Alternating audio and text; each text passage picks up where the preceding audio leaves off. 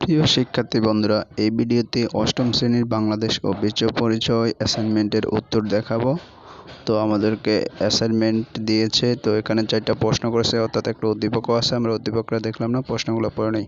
এক, সাংস্কৃতিক আত্মীয়করণ বলতে কী বোঝায়? সামাজিক পরিবর্তনের 2টি উদাহরণ দাও। রনিদের এলাকার মতো পরিস্থিতি তোমার এলাকায় কোভিড আক্রান্তদের জন্য বিদ্যালয়ের বন্ধুরা মিলে কী ধরনের স্বেচ্ছাসেবী উদ্যোগ নেওয়া যায়, তার একটি তালিকা। উল্লেখ্য বর্ণিত পরিবর্তিত তথ্য ও যোগাযোগ প্রযুক্তি আমাদের সামাজিকরণে কী ধরনের প্রভাব বিস্তার করে তার ব্যাখ্যা করতে বলা হয়েছে।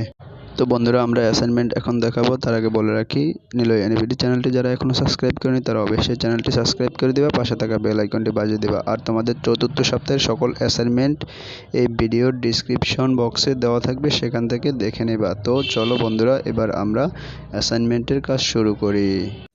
তো বলে রাখি, আমাদের শিরোনাম হবে সাংস্কৃতিক পরিবর্তন ও সামাজিকরণ। তো আমাদের ক নম্বর প্রশ্ন ছিল, সাংস্কৃতিক আত্মীকরণ কাকে বলা হয়? যে প্রক্রিয়ার মাধ্যমে সংশ্লিষ্ট ব্যক্তি এবং গোষ্ঠী অন্যের সংস্কৃতির আয়ত্ত করে তাকে সাংস্কৃতিক আত্মীকরণ বলা হয়। এবার আমরা খ নং প্রশ্নের সমাধান করব। খ নম্বর প্রশ্নে বলা হয়েছে সামাজিক পরিবর্তনের উদাহরণ। সামাজিক পরিবর্তন হলো সমাজের বিভিন্ন স্তরে আগের অবস্থান পরিবর্তন হয়ে নতুন অবস্থা সৃষ্টি করা। সামাজিক উন্নয়ন হলো এক ধরনের সামাজিক পরিবর্তন। সামাজিক পরিবর্তন অনেক উদাহরণ রয়েছে। নিম্নে 2টি পরিবর্তনের উদাহরণ দেওয়া হলো। 1, বাংলাদেশের অনেক জায়গায় এখন লাঙ্গলের পরিবর্তে ট্রাক ব্যবহার করা হচ্ছে। এটি একটি সামাজিক পরিবর্তন। 2, কৃষি, শিল্প, শিক্ষা ও চিকিৎসার সনাতন পদ্ধতি এবং পরিবর্তিত তথ্য প্রযুক্তি ব্যবহার করা হচ্ছে। এটি একটি সামাজিক পরিবর্তন। উদ্দীপকে বর্ণিত রনিদের কোভিড আক্রান্ত এলাকার মতো আমাদের এলাকায় আমাদের বন্ধুদের নিয়ে স্বেচ্ছাসেবকমূলক অনেক উদ্যোগ নেওয়া যেতে পারে। নিচে সম্পর্কে বিস্তারিত আলোচনা করা হয়।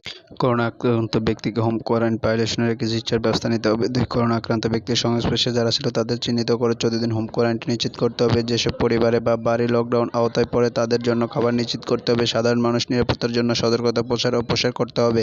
সবাইকে মাস্ক ও স্যানিটাইজার ব্যবহার করা উৎসাহিত করতে হবে এবং প্রয়োজন ছাড়া বাসার বাইরে না যেতে উৎসাহিত করতে হবে। যেসব স্থানে ভিড় হওয়ার সম্ভাবনা আছে তাদেরকে জনসমাগম এড়ানোর জন্য উৎসাহিত করতে হবে। যেসব মানুষ অসহায় আছে তাদের জন্য খাবার ও প্রয়োজনীয় ব্যবস্থা করতে হবে। সকলের সতর্কতার জন্য বিনামূল্যে মেডিকেল ক্যাম্প করা যেতে পারে।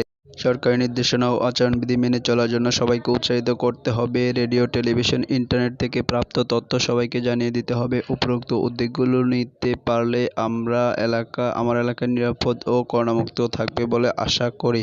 এবার আমরা গ নম্বর প্রশ্নে চলে যাব। তার আগে রিকোয়েস্ট, যারা চ্যানেলটি এখনও সাবস্ক্রাইব করেনি পরবর্তী অ্যাসাইনমেন্ট পেতে অবশ্যই চ্যানেলটি সাবস্ক্রাইব করে দেবে। উদ্দীপকে বর্ণিত পরিস্থিতি তথ্য ও যোগাযোগ প্রযুক্তি সামাজিকরণে অনেক ভূমিকা রাখতে পারে।